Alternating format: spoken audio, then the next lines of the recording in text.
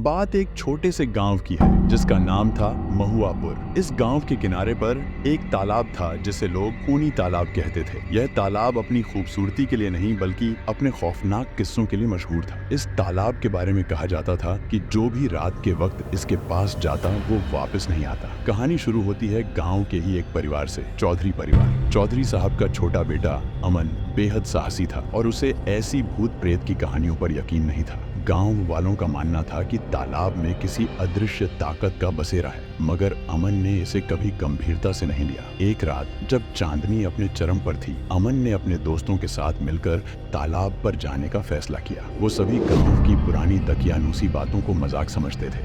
अमन ने तालाब पर पहुंचकर गांव वालों की बातों को झूठ साबित करने के लिए दोस्तों के साथ वहां कुछ वक्त बिताने की योजना बनाई। जैसे ही वो तालाब के पास पहुंचे, ठंडी हवा के झोंके से वातावरण बदलने लगा। चारों तरफ सन्नाटा और तालाब के पानी में हल्की सी हरकत होने लगी। अमन ने हंसते हुए तालाब की ओर पत्थर फेंका और मजाक में कहा, लो भूत महाशय, हमें पकड़ के दिखाओ। मगर उस रात कोई मजाक नहीं था, कुछ बेहद डरावना होने वाला था। अचानक तालाब के पानी में बुलबुले उठने लगे और पानी में हलचल बढ़ गई। अमन और उसके दोस्तों ने इसे मछलियों का खेल समझा, लेकिन तभी एक ज्योति लाल चमकती आंखें पानी में उभरी। सभी के शरीर में जैसे बिजली सी दौड़ गई। वो घबराकर पीछे हटे ही थे कि तालाब के पानी से एक अजीब सी परछाई बाहर निकली। उसकी आकृति इंसानी थी मगर चेहरा भयावह। उस परछाई ने धीरे धीरे अमन की ओर बढ़ना शुरू किया।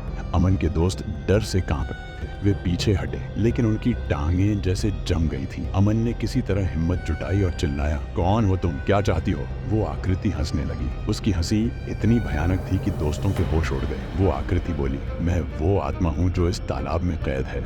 मैं उस खून का हिसाब ले रहा अगर जो सालों पहले यहाँ। कौन था वो? क्या कहानी है तुम्हारी? परछाई ने उन्हें एक बीते जमाने की कहानी सुनाई। उस गांव में एक औरत रहती थी जिसका नाम शीतल था। उसे उसके ही प्रेमी ने धोखा दिया था और उसी तालाब में मारकर फेंक दिया था। कहते हैं उसकी आत्मा अब भी उस प्रेमी से बदला लेने के लिए भटक रही है और जो भी रात में यहाँ आता है उसे अपने बदले का शिकार बना लेती है। शीतल की कहानी सुनकर अमन और उसके दोस्तों के चेहरे पर डर के पसीने साफ देखे जा सकते थे। पर अचानक उस आत्मा ने कहा, अगर तुम इस तालाब में किसी निर्दोष का खून बहाओगे तो मेरा बदला पूरा हो जाएगा और मैं मुक्त हो जाऊंगी। अमन और उसके दोस्तों में डर के साथ साथ बेचैनी भी थी। वो नहीं चाहते थे कि किसी का खून बहाया जाए, मगर आत्मा की बातों से वे असमंजस में थे। तभी उनमें से एक दोस्त विशाल भाग खड़ा हुआ और कहने लगा, मैं यहाँ नहीं रुक सकता, मुझे जाने दो। जैसे ही विशाल ने वहाँ से भागने की कोशिश की, पानी से एक हाथ निकलकर उसके पैर को पकड़ लिया। वह चिल्लाने लगा और मदद की गुहार करने लगा, लेकिन अमन और बाकी दोस्त कुछ भी नहीं कर पा रहे थे। विशाल को धीरे धीरे तालाब के अंदर खींच लिया गया और तालाब का पानी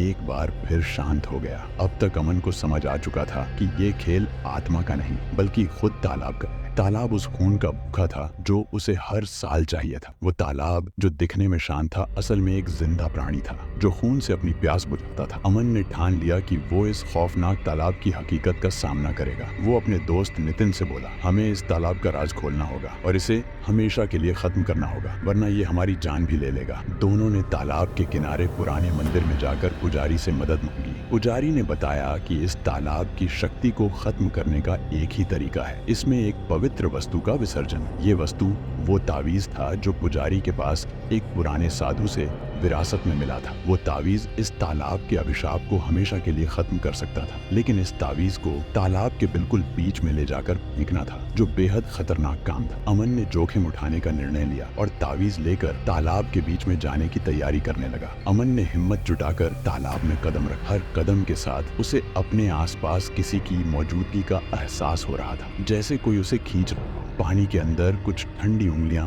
उसे जकने लगी, मगर उसने तावीज को कसकर पकड़े रखा और मन ही मन भगवान का नाम लिया। जैसे ही उसने तावीज तालाब के बीच में फेंका, तालाब की सतह पर भयंकर तूफान आ गया। पानी उबलने लगा और वो काली परछाइयां चीखने लगी, मानो वो तावीज की शक्ति से जल। कुछ पलों के बाद सब कुछ शांत हो गया। अमन ने पीछे मुड़कर देखा तो उसके दोस्त और पुजारी खुशी के आंसू लिए खड़े थे। अगले दिन गांव वालों ने देखा कि तालाब अब बिल्कुल शांत हो गया। कोई अजीब सी गंध या भयावहता का अनुभव नहीं हो रहा था। लोगों का कहना था कि अब तालाब के पास जाने में कोई डर नहीं है। अमन ने गांव वालों को पूरी घटना बताई और सबने उसे बहादुरी और समझदारी के लिए सराहा और इस तरह खूनी तालाब का खौफनाक राज हमेशा के लिए मिट गया। आज भी गांव के लोग अमन की बहादुरी की कहानी कहानी सुनाते हैं और कहते हैं कि सच्ची नीयत और साहस से कोई भी बुरी ताकत पर विजय पाई जा सकती है। तो ये थी खूनी तालाब की कहानी।